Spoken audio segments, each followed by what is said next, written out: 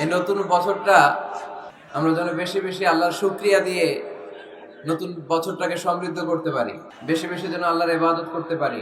নতুন বছরে আমরা শপথ নেই, আমরা যেন অন্তরে হিংসা লালন না করি, বিদ্বেষ লালন না করি, আমরা নিজেরা যেন কাদা ছোড়াছুরি না করি।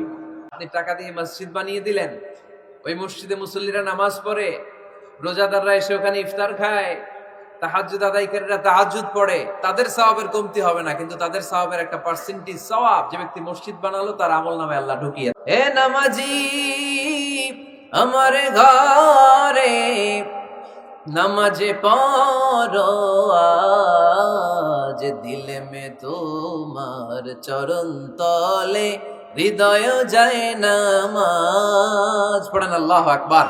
কত মানুষ নামাজি ভাই মসজিদাঙ্গিহীনাতে আল্লাহর নামের জিকির করে লুকিয়ে গভীর রাতে।